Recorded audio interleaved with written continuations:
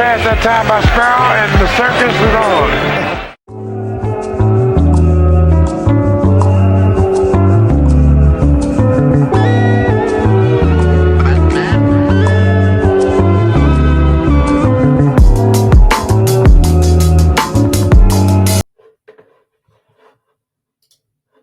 What's up, YouTube? It's Terry Knight. You tuned to How's Life. I'm about to be reacting to the most hilarious Larry Bird trash talk story ever told. So this is like the same type of video I watched yesterday, but it's from someone else. It's from Prime Larry Bird. They have the same type of title.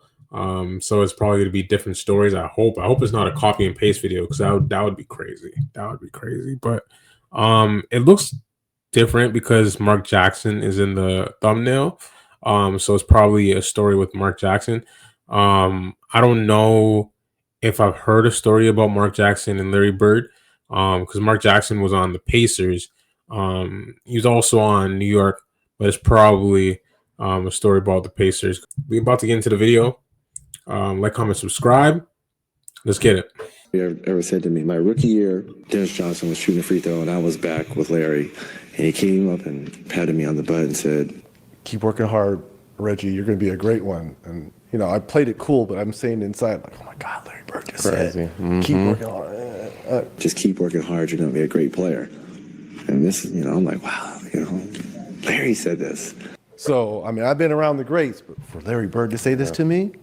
Fast forward to 2 years later, and we're playing the Celtics in Market Square Arena at the time. Gets it inside the Bird. Larry wheels to the lane, left-handed. Is that pretty? Bird is left open from 20 feet, and he buries it. We were playing in Market Square Arena, and we had a chance to beat the Celtics at home, which never really happened. This is Reggie Miller, the rookie #1 pick from UCLA. Miller. Reggie Miller, three-point hoop. There comes a time when you shouldn't search out a better shot. That's when you're too close to it. Miller again. Two in a row. Reggie was tough. 2 3-point hoops in a row by Reggie Miller. Indiana leads by 9. Celtics. So let me know if you want me to react to Reggie Miller. Is he a player that's exciting to you? I feel like he is for me, because he's a very good three-point shooter. I think he really started up that shoot off the dribble type of thing, and then running around the court, going through like 10 screens to get one tray ball. That came from him, and then Richard Hamilton took from him, but Richard Hamilton was more so like a mid-range shooter. And then you have Stephen Curry doing this now, but also shooting the ball, putting the ball on the floor and creating his own shot, doing a bunch of dribble moves to get to his three-point shot, because he's 6'1". No, he's 6'3", and he has bigger players guarding him. So it's like he has to create some space and get a shot off. So it's like, but I think Reggie Miller was really the start of that, where it's like he's running through like 5 screens.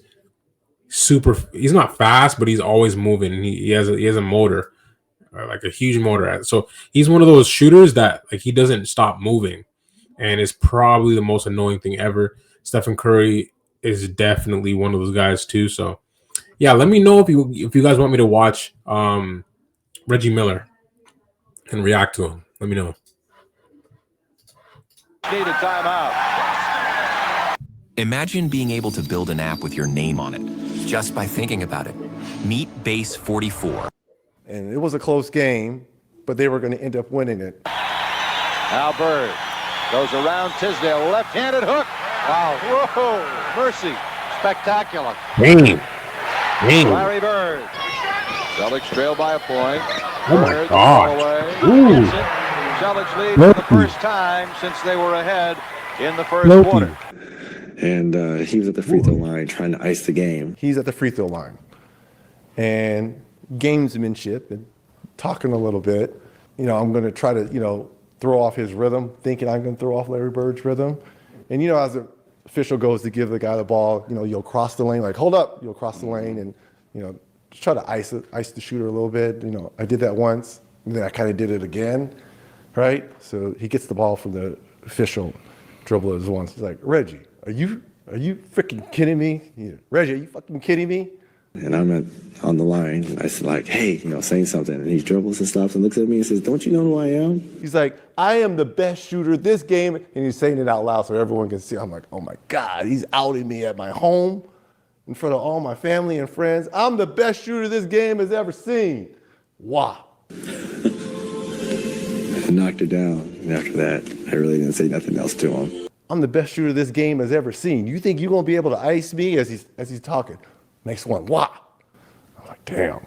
I walked to the other side and Kevin McHale goes, yeah, that was kind of stupid of you to do something like that, right? Oh, man, I'm like, funny. oh, shit. And as Larry Bird demoralized Reggie Miller as a player, just a few years later, Larry Bird would end up as the coach of the Reggie Miller-led Indiana Pacers, where they took Michael Jordan's Chicago Bulls all the way to Game 7 of the 1998 Eastern Conference I Finals. gotta watch that series. I tell you though, Reggie, them years I was there, you had good teams. We did. You guys were good.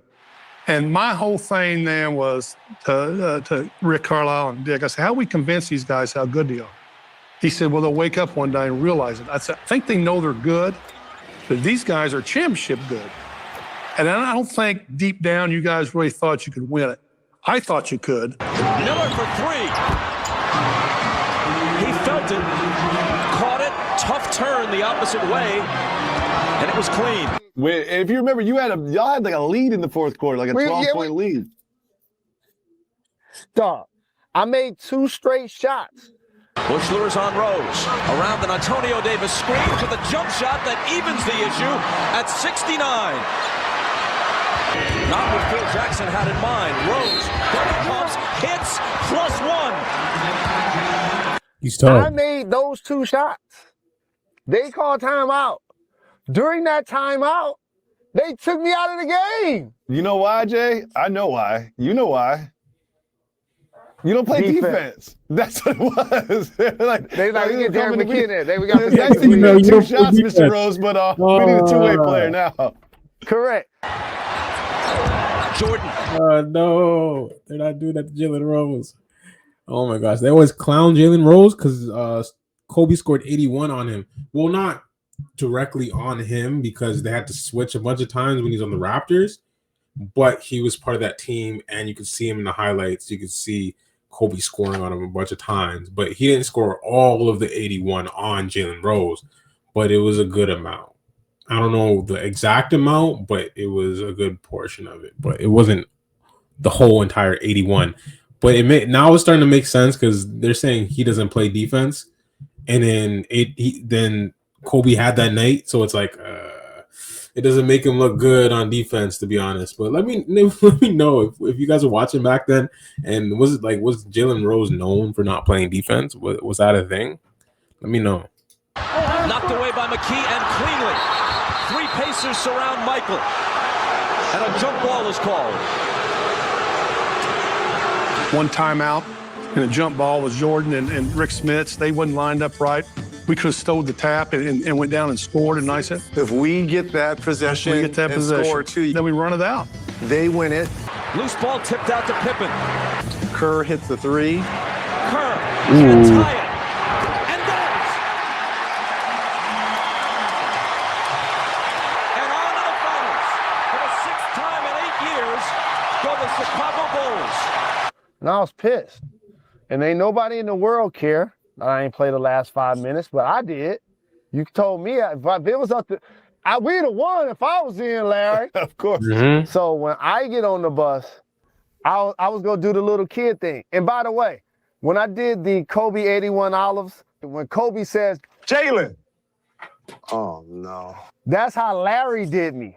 I got on the bus, thought I was gonna pout and walk right past him, and I walked by his seat. He's like, Jalen, and I stopped.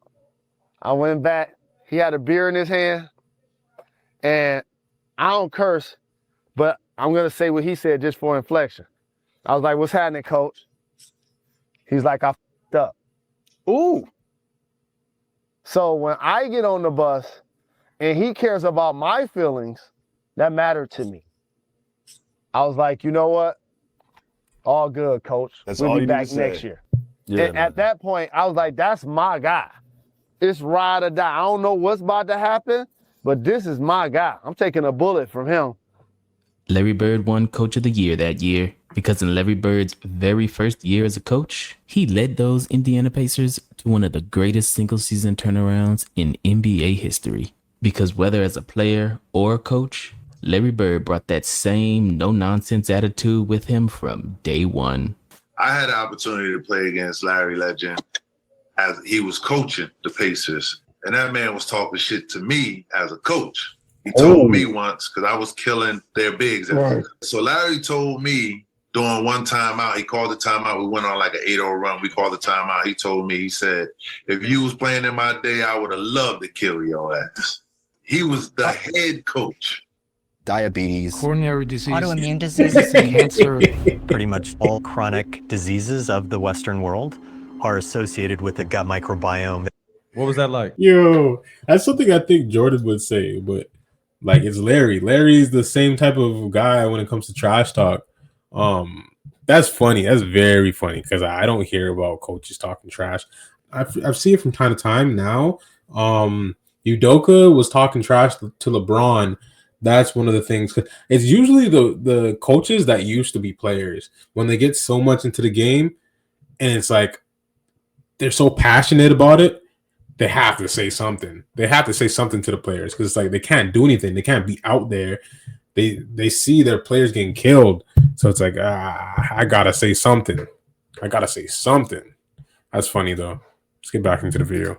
LB as a coach. Okay, so Larry Bird as a player, so nasty, passing. He does it all. Talk shit like crazy, but quietly, only to you, right? Which would mess you, not just to you, and which messes you up more. Yeah. But as a coach, kept it real simple, real fundamental. Be on time, play unselfish, and play hard. Sounds silly, but a lot of people. Let me tell you something. something. Doing I was there 3 seasons. We had one guy late, one time, and that's it. Long story short, I was late for my press conference. And when I walk in the room, Larry Bird is sitting there. He's like red, like he's steaming, bro. Like he's so annoyed. Like he just wants the championship. Bro, he's like so annoyed. And like I walk in, and the first thing he said to me, he's like, "The one thing I'm not going to deal with is people being fucking late." Like it's the first thing. Like he don't say hi, welcome to the team, nothing. I don't play that. Don't be fucking late. Wow. So this is what happened, man. So, this is what happened, bro. It's so crazy, bro. So listen. So I got drafted. I'm 18 years old, so I can't really go nowhere, right? So I get up in the morning. My mom calls me. She's like, "Yo, don't be late. We on our way to the airport." I'm like, "All right, man, cool." I'm staying at the Newark Marriott. I'm at the airport. You know, the Marriott airport is the Newark Marriott is at the airport. It's on the airport. So. You know, we go downstairs to, and this is before Uber and all this other stuff, right? So you go downstairs, you're expecting a cab down there, there's no cab, right? So we're like, whatever. So, but we're right at the airport, so I'm not tripping. Got my suit, everything. I'm ready to go. Right. Go downstairs, call a taxi. The taxi comes. This guy that I was telling you, my manager, named Sylvester Clay, he was obese. He was a big dude, like huge, right? Car comes, he can't get in the car. He can't get in the car. Duck his head in, go leg first, go this way, trying to get in the joint. He can't get in the joint, right? The cab comes and he can't fit in the cab. He can't get in the cab door. What? Right? So instead of me just leaving him, I wait until they can bring like kind of a van or whatever. So a van finally comes, long story short, get to the airport. I'm running. Obviously, he can't run. I get to the thing, the lady closing the door. So I'm like, I'm here. She's like, well, we closed the door on the plane already. I was like, please, I have to get on. My mother's like, where are you? She's calling me like, where are you? I'm like, Ma, I'm at the door. They won't let me on the plane. Obviously, plane takes off. I take the next plane, land in Indianapolis. When I walk into the arena for the press conference, I see my mom and I see her face. She looks so disappointed, right? So I walk in and Larry Bird said, I walked to Larry Bird. He looked at me, reached his hand out to me, and I know this is a Christian show, but I got to say what he said. No, you can edit it. Okay. He said, don't ever effing be late again. That's what he told me. You had Larry Legend cuss you out. He didn't say hi. He didn't say welcome to the team. He said, don't ever effing be late again. That was the first thing Larry Bird said to me. Larry, legend, bro. The dude I used to watch on TV, dog. Like, that's how he greets me. I'm excited to meet Larry Bird, and that's how he greets me, bro. So it's crazy, right? So obviously it was supposed to be like the greatest experience ever, right? And even though me and Larry was, we was solid, but I got off to a bad start with him from day one. And I was just like, all right. And we did the press conference, and I just felt like I never had a good relationship with him. Did you apologize? Of course I did. I'm just like, but he didn't want to hear that. He like, don't be late. And that's how he ran the team, though. Like, I don't know, like, if guys was late, you got fined. If you was late for the plane, they closed the door on the plane. We left him. You know what I'm saying? He ain't play that. He ain't play that. I guess that was the one thing, his pet peeve or whatever. So this is what happened, Jack. We're playing preseason, Larry's first year coaching.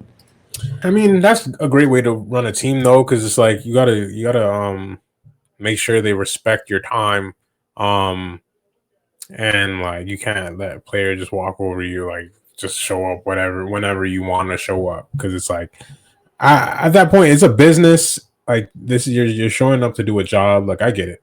I don't fault him for that.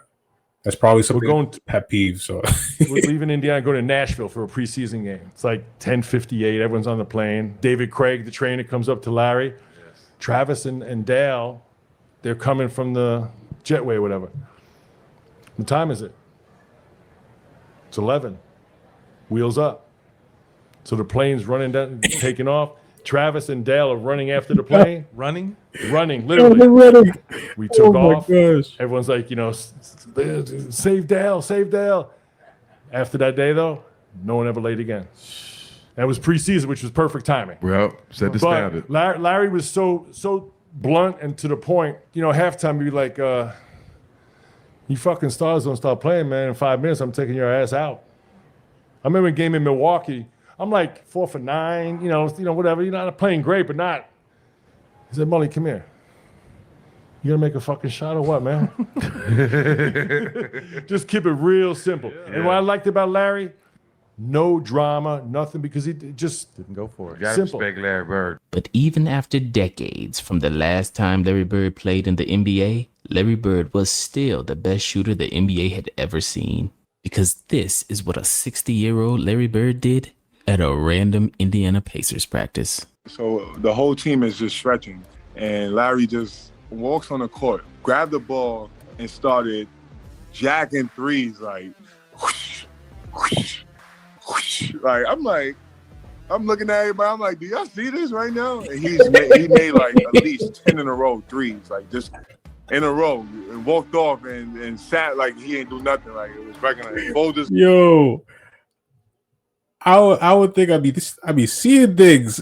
Yo, I would have thought I'm seeing stuff. Like I would thought I'm losing it because he's 60 years old and he's hitting 10 threes in a row. Like imagine a 60-year-old picking up the ball and just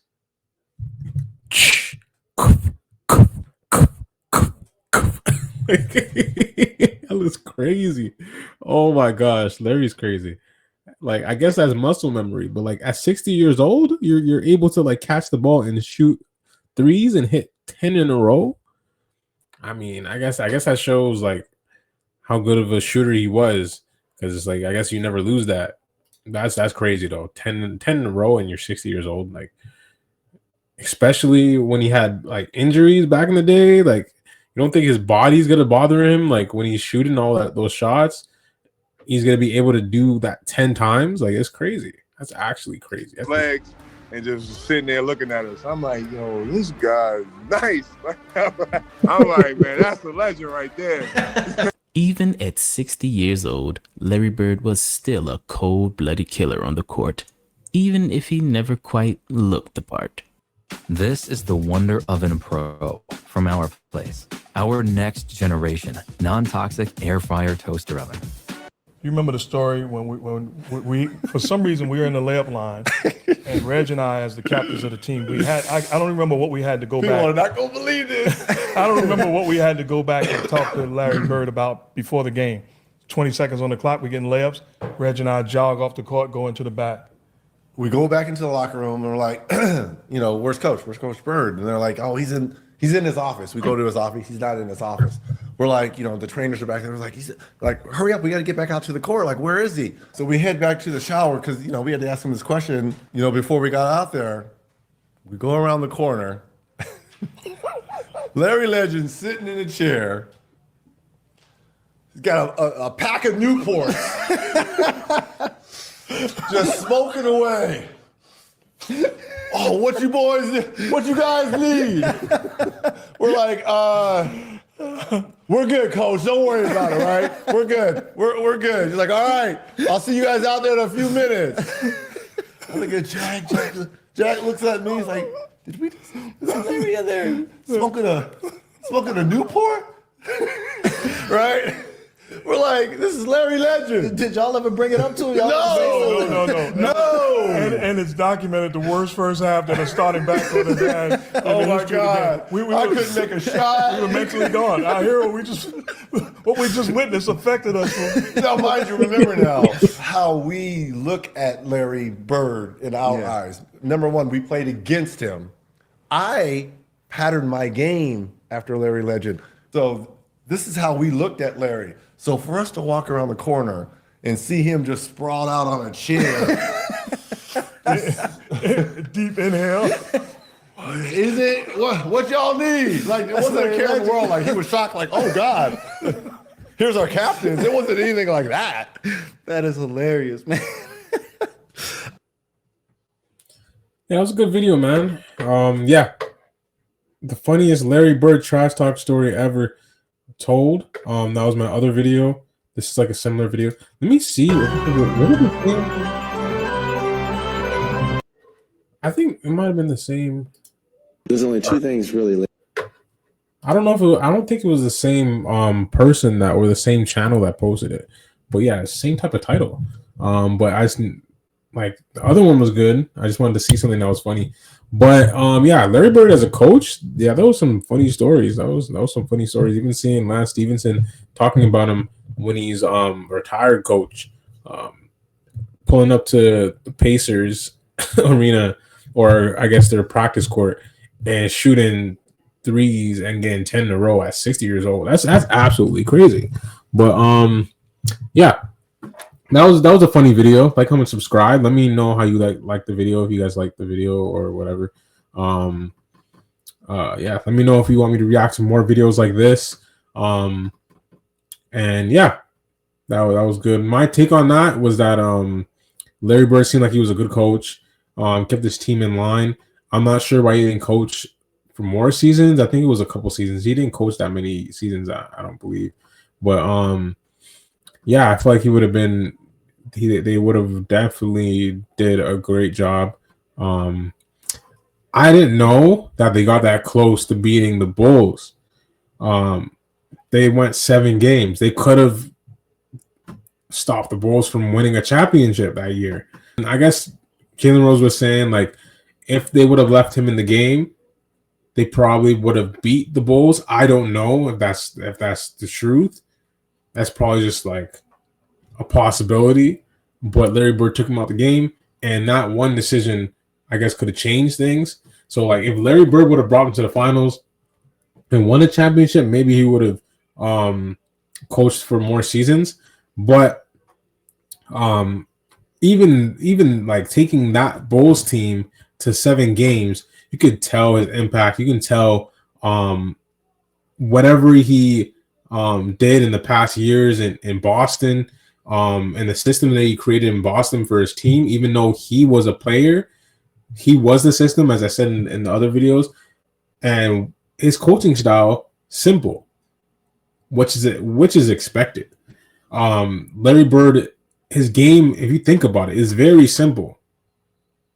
Like he said, don't be selfish and work hard. Like that's literally all you have to do. He's not selfish, and he works his butt off, like at everything. That's why he's an all-around player. He works his ass off to get rebounds, to facilitate, to score, to play defense at all aspects of the game. So it's like, it's simple, but it's like you have to apply that to every aspect of the game.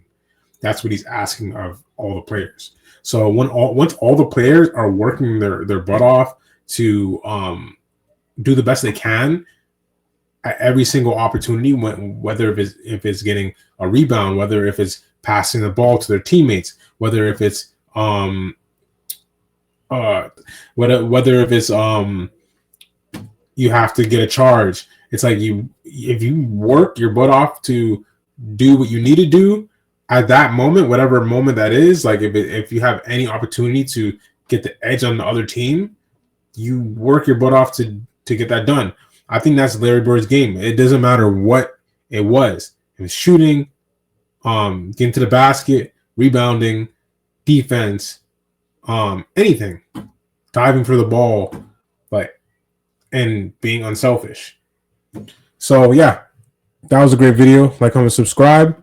I'm about to head out, and recommend any other videos. And I'm gonna say a prayer. In the name of Jesus, I pray whoever's watching this video, bless them from the crown of their heads to the soles of their feet. Allow them to be strong individuals, and allow them to not give in to temptation, and to be successful, and allow them to understand what it takes to be successful, to put you first, involve you in their dreams, in their passions that they have, and in their future. So whatever they do, allow them to put you first, so they can pray on it, so they can add whatever you would do in that moment. Allow them to be like you. In the name of Jesus, I pray. Allow everybody to strive to be more like Jesus every day, and take it day by day, and try to get 1% better every day as Christians, as men and women of God, and children in Christ. So in the name of Jesus, I pray. Amen. So stay blessed, stay lit, and I'm out.